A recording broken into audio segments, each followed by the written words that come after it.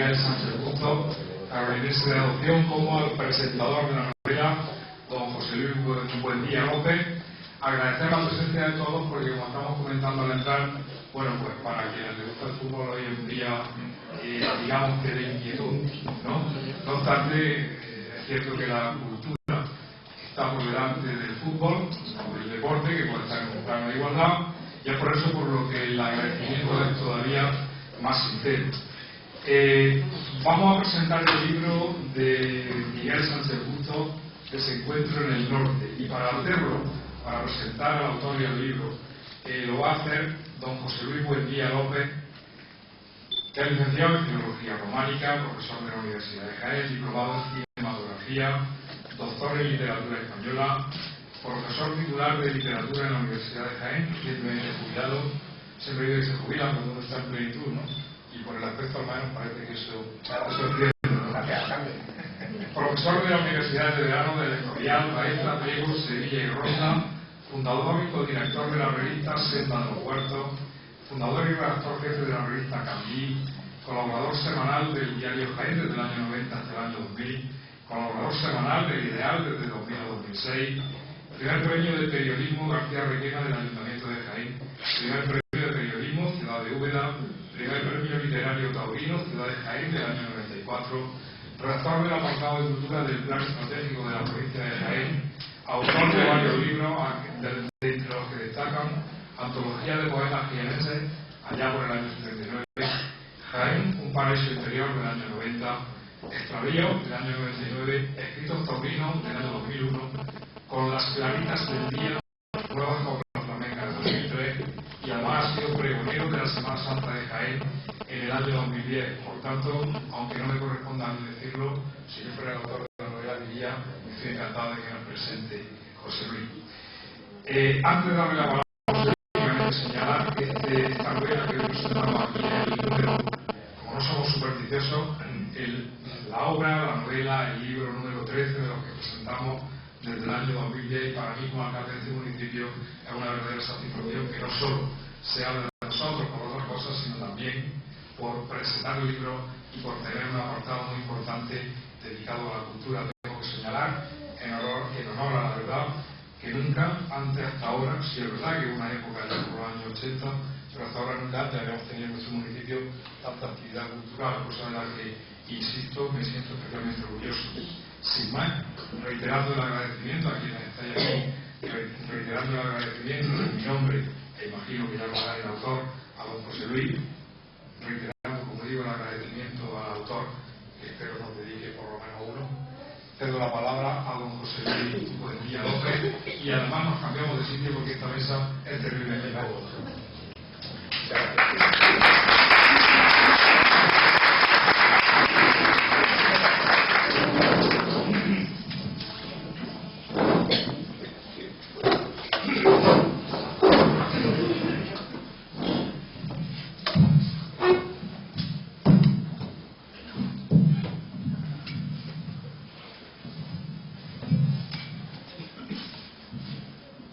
Amigo, buenas tardes.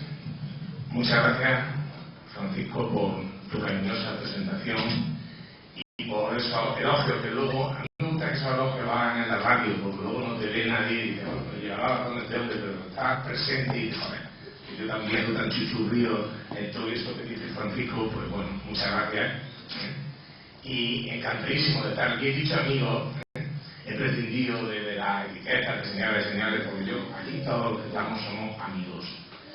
Y quiero especialmente saludar a una criatura que quiero muchísimo, una de mis mejores alumnas, Inmaculada, una perla que nació en Barroma, y que tenéis la suerte de disfrutarla dándole clase a vuestro hijo en este pueblo que tanto quiere ella y que tanto quiero yo.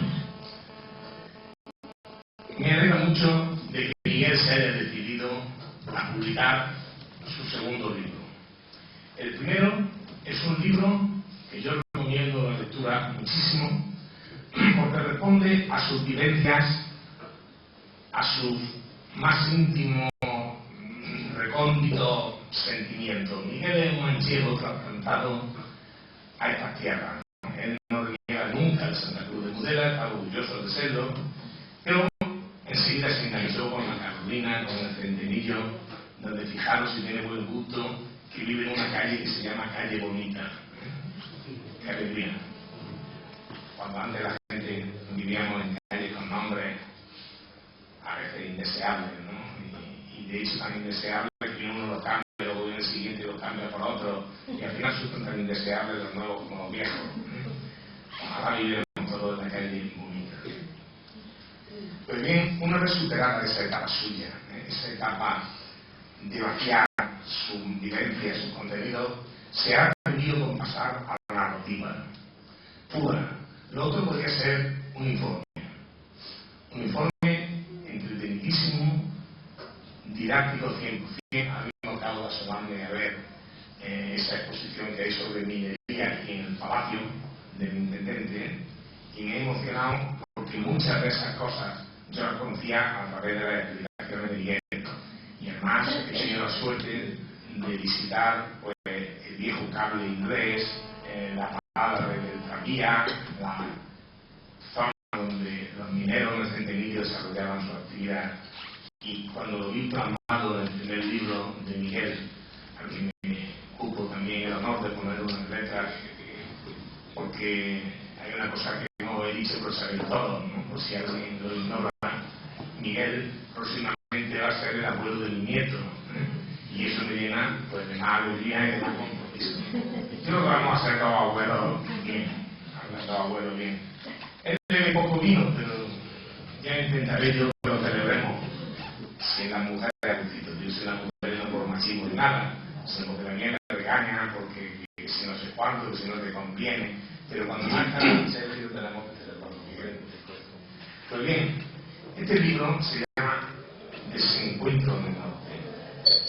Es el relato formalizado de un deseo de Hitler por atravesar la península ibérica con el permiso de Franco, porque querían controlar toda la zona del estrecho. El argumento, pues, es un argumento doble. En primer lugar, es flexible, de trasfondo a la novela.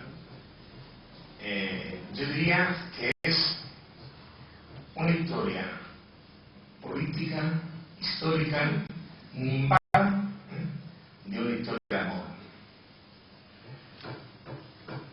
La trama no puede ser más de novela histórica contemporánea.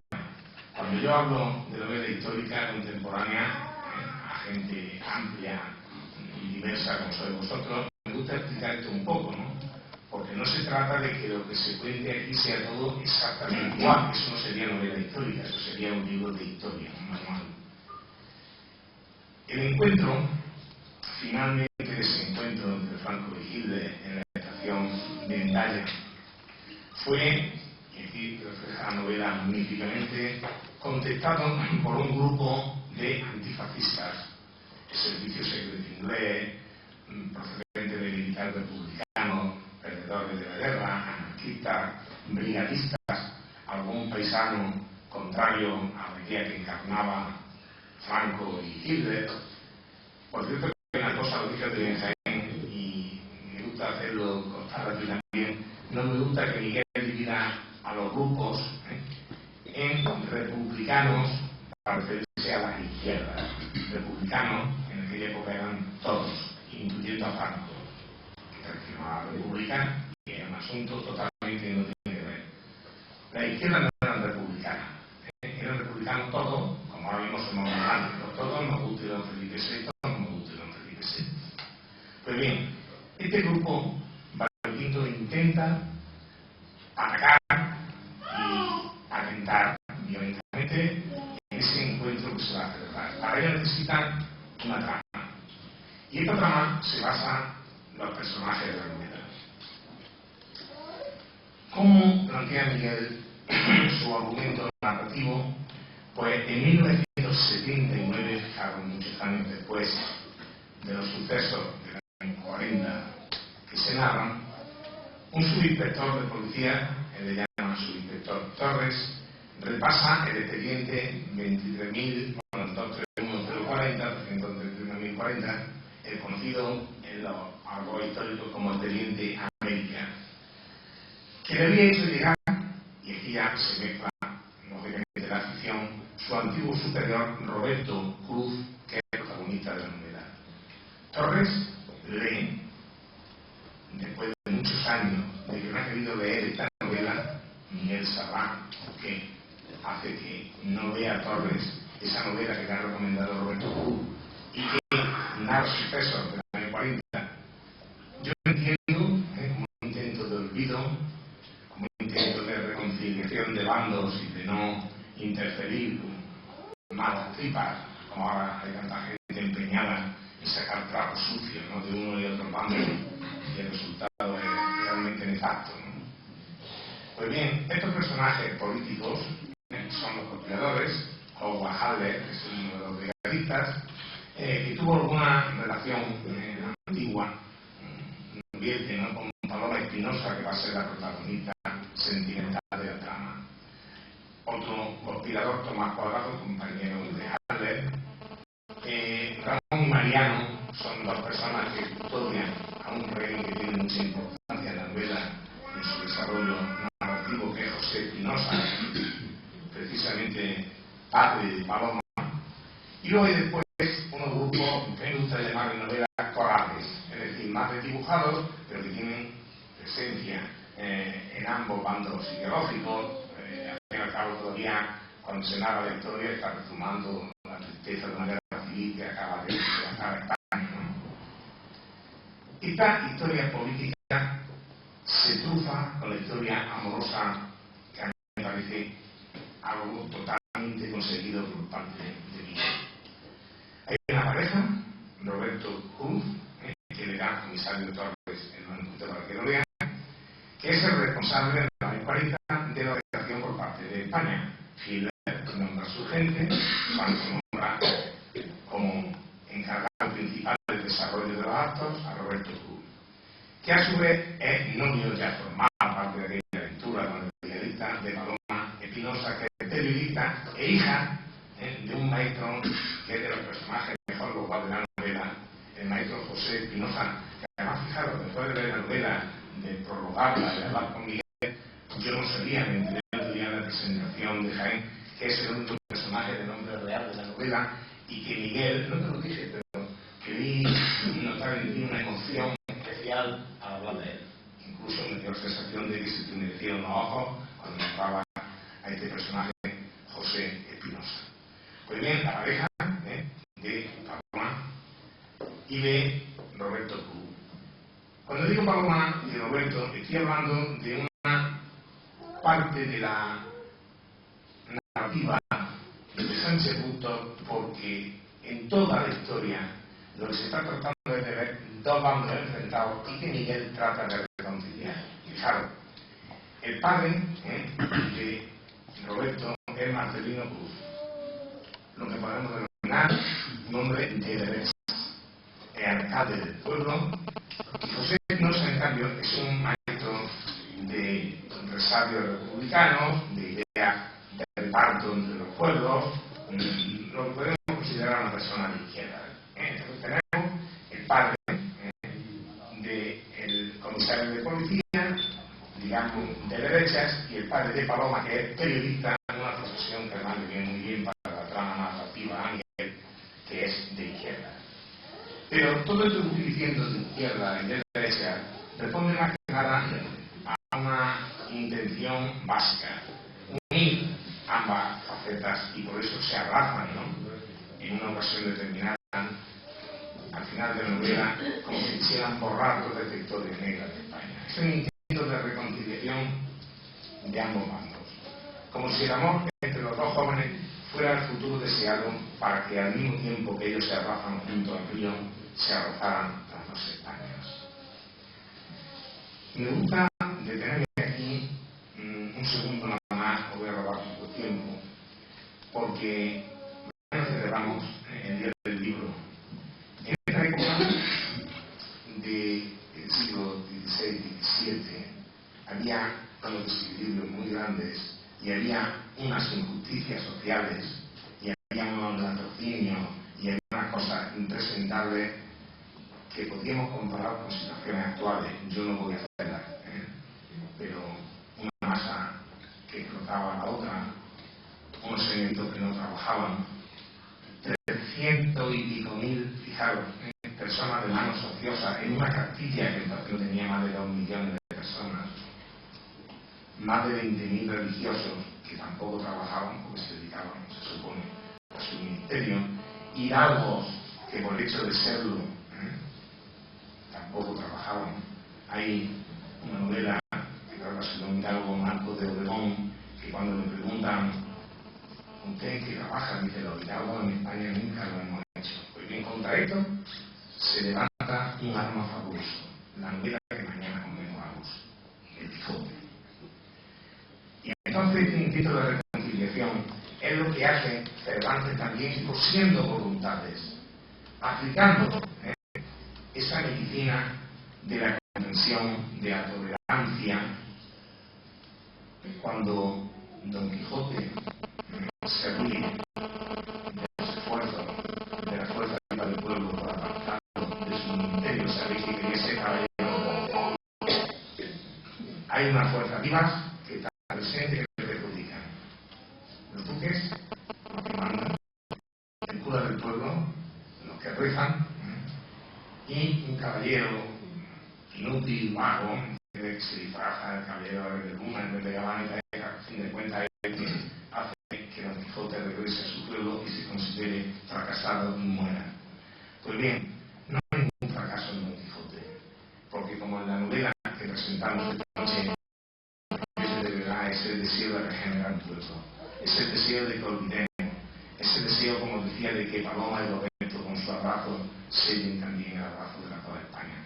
Solamente una persona tan noble y tan generosa como es Miguel podía hacer esto con la solvencia que lo hace. Los supuestos izquierdistas que vigilan al maestro secuestrado en el momento de la novela para que su hija Paloma, que está novia, no olvidéis, con el que lleva el plan de encuentro de Franco, le dé detalles de ese encuentro para atentar. Entonces, como ella no quiere prestarse, secuestran al padre para violentarla. Esto crea una tensión narrativa que ahora después comentaré en 5 minutos para terminar. Digo, los que custodian este maestro, esos que Miguel llama republicanos, estos supuestos izquierdistas, son tan buenas personas como el propio secuestrado. De hecho, cuando el maestro es liberado ante el alcalde y ante la Guardia Civil, habla bien de sus vigilantes. Y estos admiran la bondad y la razón que existe al detenido. Es decir, el detenido, en el tiempo que está con ellos, le da clase de bonía, le da clase de honradez. Es muy interesante este planteamiento. Va mucho más allá de la trama, que la trama se puede explicar en los 5 primeros minutos que os he contado. Personajes del pueblo aparecen también, amigos del maestro, fruto de la relación lógica que existe en un pueblo pequeño, que por cierto no se dice el nombre, en la novela que mañana celebramos tampoco se dice el nombre, a pesar de que haya ahora tanto idiota empeñado en decir que si era Bolaño, que si era Valdepeña, que si... No, era el pueblo de cuyo nombre no quiero acordarme. Pues también se inventa un nombre ficticio para un pueblo, porque ese pueblo no representa a todo, representa a España.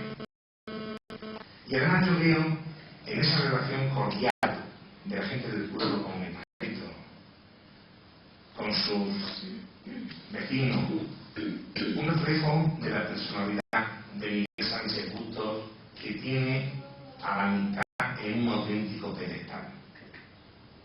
Amigos como Antonio Serrano o Fernando, ya fallecido, han formado parte de la historia sentimental de Miguel. Él, más que los árboles maravillosos, más que la calle bonita del Centenillo, más que las carreteras antiguas, lo que Miguel ha apreciado es poder ir a tomarse un vino con Antonio, con Fernando, a poder disfrutar de la conversación debajo de una parra y hablar de las cosas, como hacen los personajes de esta novela. Pues bien, la novela histórica ha tenido una amplísima tradición en España. No voy a hablar porque se trata de novela contemporánea, como he dicho, de cosas antiguas, pero sí citaros a dos, por el siglo XIX, hoy en día, de ayer, y sobre todo su magnífico episodio de Nacionales, y más recientemente en el siglo XX, Ramón Sender, con una novela si queréis conocer de verdad la historia real de la guerra de Marruecos, esa guerra insufrible de España, hay que verla. O Mendoza, Eduardo Mendoza, que fue la meta, me parece, hace un par de años, una novela hermosísima, Niña de gatos, fijaros, Niña de gatos, referida a los españoles. Porque en la verdad del caso, Savolta habla de los grandes problemas catalanistas. O Arturo Barea, en La forja de un rebelde, rodada en parte también en nuestra provincia, en alguna escena cinematográfica y ambientada en la provincia. Últimamente, la última novela que acabo de leer de novela histórica contemporánea es la de Arturo Pérez Reverte, que se llama Hombre Bueno, que acaba de publicarse hace un mes. Cuenta cómo los académicos van a comprar la enciclopedia francesa para que la Academia Española se enriquezca con las menciones de Voltaire, de Diderot, de D'Alembert, etc. En fin, no voy a contar lo que es la novela histórica, porque todos lo sabéis. Eso sí, dejar claro que no es historia. Cuando yo era un estudiante, tuve la ocasión en el Colegio Mayor Santiago de Granada de asistir a una conferencia de don Gonzalo Torrente Ballester sobre novela e historia. Y ante una pregunta mía, me contestó de la diferencia de México. Los novelistas engañamos con la trama de la novela, por eso nos inventamos trama. Y los historiadores engañan con la manipulación de la historia. Luego que hay tanta diferencia, me decía don Gonzalo Torrente, no se me ha olvidado de nunca. Pues bien, ¿cómo estructura la novela Miguel? Lo que los clásicos llamaban in media res, es decir, tomar un asunto en un momento determinado y volver hacia atrás. En este caso, como veis, el comisario Torres, leyendo este informe de América, el que descubre la novela, cuenta la novela. Leer in media res es una cosa antiquísima, no ya en la novela histórica, sino en la novela general. El Lazarillo está escrito en la primera gran novela española, in media res. El Lazarillo dice a un señor que no sabemos quién es, Buesa Merced, que le va a contar lo mal que le ha ido en la vida, para que se dé cuenta lo mal que lo pasan los pobres. Y le cuenta a Buesa Merced la historia de su vida. Eso es in media res. Para ello están los elementos estructurales, el tiempo del relato, el espacio, que yo os digo, por no alargarme demasiado, que están todos en función de esa misma estructura realista. El tiempo es totalmente realista. En el año 40 aparece el primer capítulo, el segundo dice unos meses antes en San Carlos, ese pueblo que se inventa Miguel, donde viven la pareja de la Roberto Paloma, sus padres, etc. Ya la acción va a permanecer lineal en tiempo hasta el desenlace. No existe, esto que existe en la novela contemporánea de grandes saltos. Si vosotros veis 100 años de soledad del maestro García Márquez, veréis que lo primero que se nos cuenta en la primera línea es cuando el coronel Aureliano Buendía está siendo fusilado, está ante un pelotón de fusilamiento, y se acuerda de cuando su padre lo llevaba y los gitanos lo llevaron a Macondo, y a partir de entonces, después podemos de joven al coronel Aureliano Buendía, es decir, el salto de tiempo es absolutamente fortuito y esto es muy de la novela moderna. Aquí no, aquí el tiempo está metido y la acción transcurre ya hasta su desenlace de forma lineal. La estructura espacial también es lineal. Hay lugares de ficción para el desarrollo de la trama, la cafetería Ischel de Madrid, la casa de Maestro Espinosa, la choza donde nos secuestran, etc. Y luego hay lugares históricos nombrados con detalle. El Hotel Condestable de Burgos, el Hotel Palacio de Ayete el Palacio de Ayete de San Sebastián, etc. Pero hay un espacio de inflexión narrativa que es el que deberá dar carácter a este vuelco temporal. Es, y no voy a revelar por qué, porque la intriga del desenlace parte de aquí, la estación del ferrocarril de Miranda de Ebro. Es el auténtico espacio donde se van a desarrollar los acontecimientos precipitándose. Hay pequeños saltos de un espacio a otro para reconducir la acción, pero muy lineal y sin esos saltos terribles del cielo de la novela moderna. Como podéis imaginar, con esta estructura espacial y temporal lineal, el estilo de la novela es de un realismo extremo. El lenguaje está a servicio de ese realismo. Miguel utiliza un lenguaje seco, de frase breve, sin adornos, pero con la suficiente inteligencia para darnos la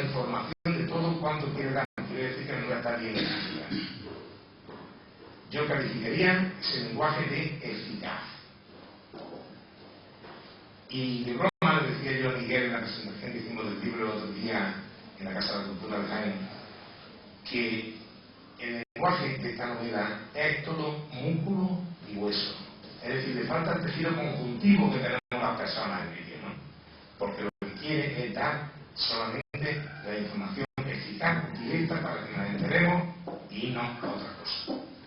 Hay una excepción, la escena de los enamorados, cuando ya todo se ha solucionado de la manera que yo no voy a contarlo, porque vaya de la novela, una escena junto al río, es de un gran lirismo. Aquí Miguel quiere que descansemos, que cambiemos esa tensión de la violencia, de las amenazas, de los malos recuerdos. Por eso besos debajo de unos álamos a la orilla de un río. Para potenciar aún más la sensación de novela informe, el libro termina, bueno, ahí lo tenéis, con un detallado material gráfico que incluye fotografía, planigrafía, recortes de prensa de la época, que intentan hacer que la narración sea más realista, más creíble todavía. Naturalmente, la parte dilema y sentimental de la obra no tiene por qué tomarse al pie de la letra, porque es solo, y digo solo en el sentido no reductivo, sino en el sentido únicamente literatura, de gran literatura. Yo, para mí, es el mejor acierto narrativo del libro, porque mirad, plantea un bello dilema ético con el que voy a acabar. Los personajes deben de elegir entre dos tipos de amores igual de intensos pero en contraste, que producen dolor, se tome que se tome, que va a producir dejarlo, y lo produce en el lector, que nos sentimos angustiados antes de dejarlo. Si Paloma colabora con un que han secuestrado a su padre para que le cuente lo que sabe, porque su novio, el inspector Roberto Cruz, se lo cuenta, claro, con respecto al encuentro de Endaya, va a salvar al padre, pero va a perder al hombre que ama. Va a perder la confianza. Y seguro que también pierde el amor de esta persona que se sentirá traicionada. En caso de fidelidad a Roberto, su padre será asesinado. Es una historia que, sin que Miguel haya leído obras de teatro que a mí me entusiasman, y que además es posible que incluso Antonio y Inma se acuerden del dilema que yo planteaba cuando explicaba el teatro francés entre Corneille y Racine, ¿no? Cómo cada uno opta en este dilema terrible por una cosa. El relato que le intuó la historia del cine no tiene nada que ver ni con lo que cuenta el poema, ni con lo que se cuenta después del siglo XVII. Figura que el padre de Rodrigo ha bufeteado al padre de Jimena. Esto exige una reparación. Como es viejo, el que tiene que hacerlo es el hijo. Y tiene que matar al padre de Jimena. Pero claro, si mata al padre de Jimena, se queda sin Jimena. Pero si no, queda deshonrado. Y fijaros lo retorcida que es la literatura. Y la propia Jimena no lo querría porque es un hombre que no tiene honor. Este dilema, si no cuento de Miguel, no voy a contar lo de los signos de Corneille, ¿no? Es lo que yo llamo la tesitura, lo que yo llamo la angustia de los casos encontrados, un dilema ético fundamental que en la novela se resuelve maravillosamente y además de una manera muy sencilla. Los recursos ayudan a resolver el dilema en esta novela. Vamos a olvidar ya el teatro francés. Es la casualidad la que ayuda a solucionar esta cosa tan angustiosa, esta trama angustiosa. Hay un tiradero en la educación del teatro de esa broma porque, como no le basta con que el padre esté preso, el padre se entera de que ha sido liberado, entonces lo que hacen es que secuestran a la propia Paloma para que, ya que no cuenta los planes de Franco, tampoco cuente los suyos de los terroristas. La casualidad hace que Paloma oiga una cosa que ya veréis y planifique toda la parte final de la novela. Una casualidad que yo llamo positiva, porque ayuda a respirar con tranquilidad. Lo contrario de Romeo y Julieta, donde la casualidad es negativa.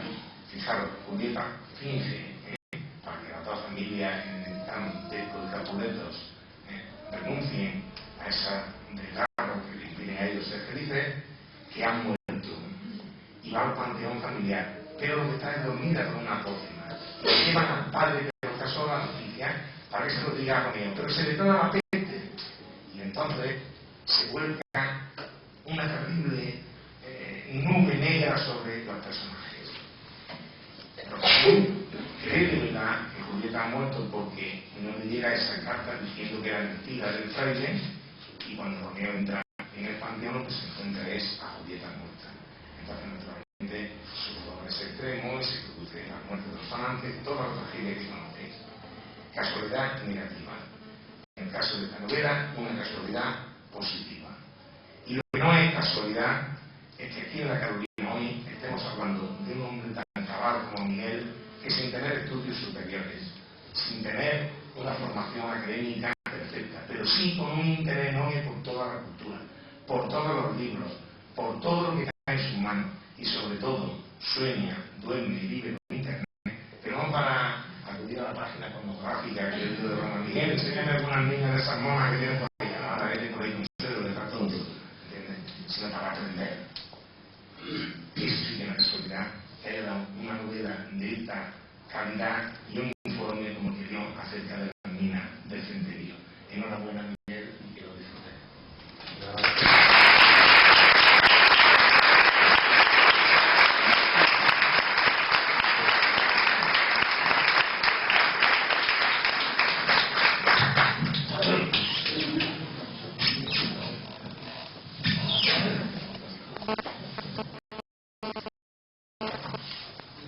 Yo voy a hablar mucho, pero ¿sabéis por qué he hablado mucho? Porque este tío no habla nada. Entonces, si no oye el rollo, no da tiempo a ver partido entero. Bueno, yo por supuesto que no tengo la palabra que tiene José Luis, soy hombre de menos palabras, por eso me he escrito aquí mi chuleta. Buenas tardes a todos. En primer lugar quiero agradecer a su señoría, don Francisco José Enriquez, alcalde de la Carolina, ¿sí? su presencia en este acto, al excelentísimo ayuntamiento y a la Concejalía de Cultura la organización de este evento, y a todos ustedes por su presencia aquí, en un lugar tan emblemático para los carolinenses como es el Palacio del Intendente Olavide. Quiero destacar en ese agradecimiento a José Luis Buendía López, el presentador de esta novela, maestro insuperable en estas lides, y que con su presencia en este acto lo engrandece. También le doy las gracias porque hoy no estaríamos aquí si él no me hubiera animado a dar el paso de escribir un libro. Seguramente lo hizo como profesor de literatura que es y por la pasión que siente por los libros. La experiencia de presentar un libro hasta hace unos días no la había vivido. Fue en Jaén, la semana pasada. Yo creía que ahí se habían acabado mis emociones, pero no. El destino me tenía preparada otra emoción mayor, como es presentarlo en tu pueblo, en mi pueblo de adopción, la Carolina. Esa ciudad que nos acogió ya hace 50 años, cuando mis padres tuvieron que emigrar de mi otro pueblo, el que me vio nacer, Santa Cruz de Muela, buscando mejores horizontes. Ver reunidos aquí en este acto tan emotivo como es la presentación de un libro, a mi familia, a mis paisanos, a mis amigos, esos amigos con los que he crecido, he estudiado, he jugado y junto a ellos me hice adulto. A todos ellos un día tuvimos que perderlos, mi familia y yo, por una de esas malditas crisis que de vez en cuando nos azotan y te hacen abandonar tu pueblo y tus raíces, como un día les pasó a mis padres. Hoy me encuentro de nuevo aquí, junto a personas interesadas por la cultura, para apoyarme en este acto. Doy a todos las gracias por vuestra presencia. Cuando llegas a ese lugar es muy difícil y tienes que llenar los vacíos que sientes con nuevas aficiones. Yo he intentado ocupar parte de ese tiempo con la escritura y me decidí a escribir ese primer libro, En tierra de minas, El Centenario, como antes he dicho, animado por José Luis, y convencido de que era una deuda que debía a ese rincón de Sierra Morena y a sus gentes, que tantas historias me habían contado, y también por los momentos inolvidables que pasamos toda la familia aquí. Después del trabajo de editarlo, y una vez que se publicó, me quedó de nuevo ese vacío que tenía que llenar. Ese fue el momento en el que me di cuenta que necesitaba seguir escribiendo y que la narrativa era lo que me gustaba. Supe que era la forma de dar rienda suelta a mi imaginación, a esas fantasías que todos tenemos como si siempre fuéramos niños y que casi nunca nos abandonan a lo largo de nuestra vida. Era el momento de plasmar con letras esas quimeras que nos parecen imposibles de llevar a cabo y que en una novela pueden manejar a tu antojo. Así que puse mano a la obra y empecé a dar forma a esta historia que tiene como telón de fondo el encuentro en Hendaya entre Francisco Franco y Adolfo Hitler. Sobre todo llevado por las explicaciones que mi padre nos daba cuando éramos adolescentes y surgía el tema de la entrevista entre los dos dictadores. Los comentarios que posteriormente se atribuyeron a Hitler después de la entrevista, su espera en la estación por el retraso del tren y las demás circunstancias que rodearon aquel desencuentro dieron vueltas en mi cabeza muchas veces durante mucho tiempo. Leí bastante sobre el tema, pero no me aclaró mucho, porque como decimos vulgarmente, cada uno arrimará por su reino. Así que yo he llegado a mi propia conclusión sobre esa entrevista, y de ella ha surgido esta novela que hoy presentamos a ustedes. Yo no voy a hablar más del libro, porque José Luis ya nos ha hecho una presentación que más quisiera tenerla algún escritor profesional. Solamente me queda desearles que se diviertan con su lectura. Ese ha sido mi mayor propósito, y que les ayude a resolver alguna duda sobre el encuentro, si alguna vez la han tenido. O quién sabe, quizás les añada alguna más. Muchas gracias.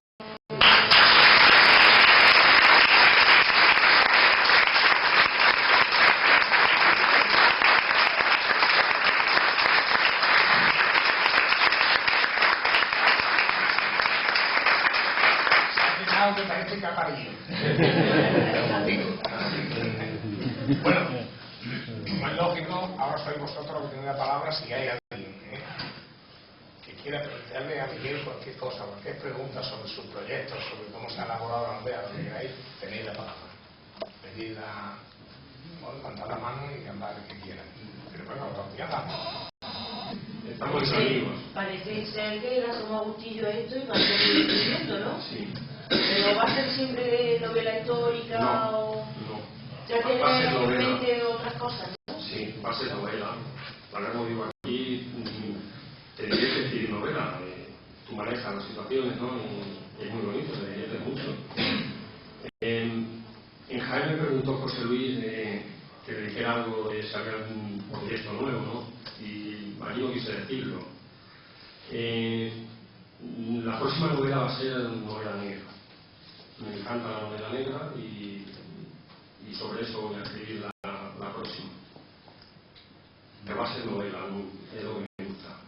Histórica, bueno, más adelante, pero ahora la próxima vez va a ser novela negra. Pero, y pregunto yo, ¿en qué te has guiado tú o quién te ha formado o en qué te has basado? Porque yo hay una cosa que siempre he pensado, me gustaría escribir un libro, pero no todo el mundo escribe un libro, ni sabe escribir un libro. Tienes que tener en tu mente las ideas muy claras para desarrollar una historia, verídica o ficticia. Y entonces, ¿quién te ha ayudado? ¿Lo has hecho tú solo? ¿Sí? A José Luis se lo he contado un par de veces. No pude estudiar, me tuve que poner a trabajar muy joven, como sabéis. Entonces no pude estudiar y cuando tenía 35 años pues me decidí por la UNED. Estuve en la UNED, hice el curso de acceso y empecé primero de Derecho. Una serie de circunstancias y me agobié y lo tuve que dejar. Y una de las cosas era porque no me gustaba escribir. En teoría del derecho hay que escribir mucho. Todo escribir y no me gustaba, una de las cosas que lo dejé. Y yo nunca pensaba esto. Empecé con el libro del Centenillo y bueno, medio de broma, hasta que surgió. Y luego van surgiendo, pasa que luego después, claro, yo he leído mucho, enterado bien de muchas cosas, de cómo se escribe una novela, de los personajes. Lo primero que tienes que tener claro para escribir una novela es el tema. Eso es lo primero que tienes que tener claro. Dentro que tienes el tema, pues luego después, si tienes un poco de imaginación, ¿no? Pues es buscar los personajes y crear las historias. En este caso, bueno, pues yo me he creado mi propia historia en esta novela, ¿no? Como yo digo, la novela mía se empieza a leer en la portada. En esa frase que hay en la portada que te dice que todos los países tienen dos historias, la oficial y la lírica, que a lo mejor la lírica no la sabemos nunca.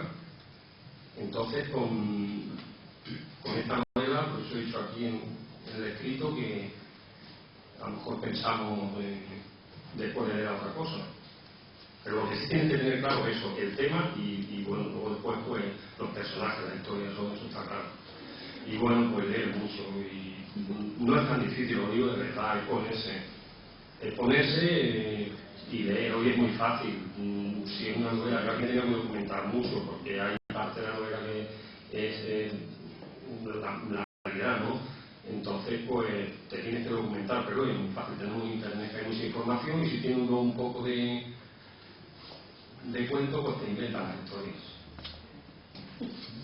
Ahora, incluso lo estoy comprometiendo, porque esta novela es muy cinematográfica, ya lo veréis cuando lo veáis, ¿no? Y con lo que yo he contado, os voy a contar situaciones que estoy calentando para que escriba un guión de cine sobre su novela. Hay también, pues lo sabes, que hay premios de guiones y hay ayuda a los guiones y tal, porque esto sería muy cinematográfico. Sí, pero creo que es un tema que en la película estaría... Y me dijo que sí, me dijiste que sí. Sí, yo me atrevo. ¿Por qué no? Ya ha dado el primer paso. Lo que sí os prometo que el si segundo paso... Lo que sí os prometo que si yo vivo, el director no será Almodóvar nunca.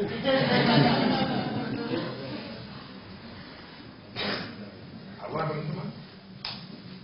¿Preguntarse? ¿Tengo ninguno, hombre? No, pues venga.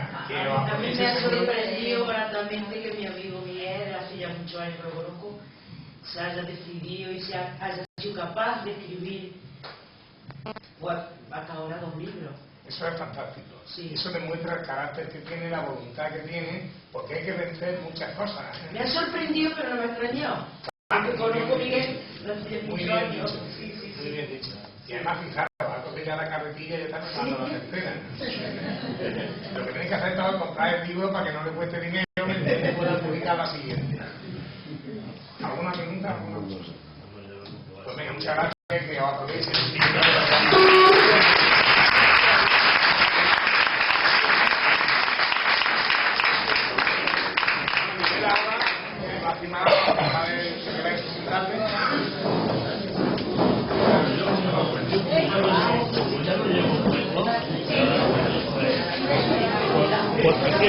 Quiero que empiece por mí. A la cola, maestro. No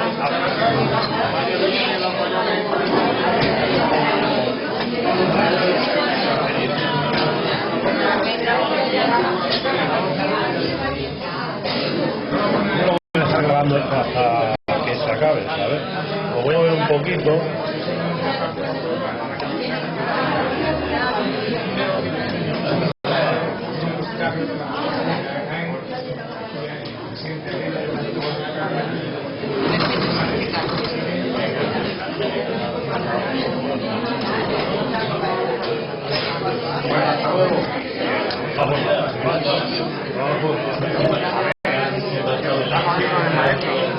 La mañana está hablando con Alfredo. ¿Ya me lo has dicho, Tomás? Sí. ¿De qué contabas? Pues está hablando con Alfredo. Oye, tenía trabajo por la tarde. Sí, iba andando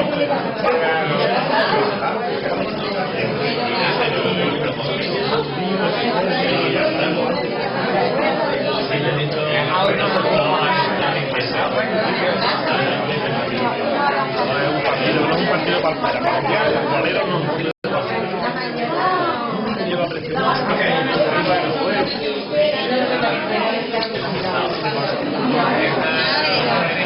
y hacer una foto.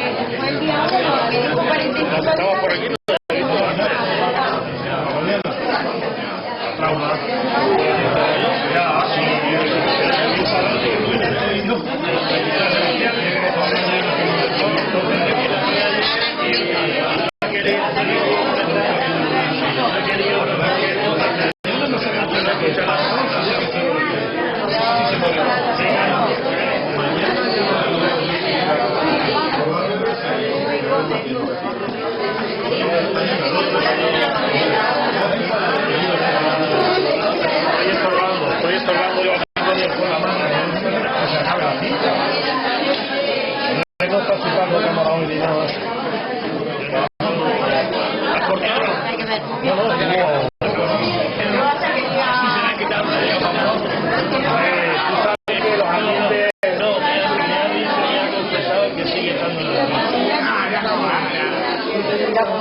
Tenías que haber matizado. Tenías que haber matizado un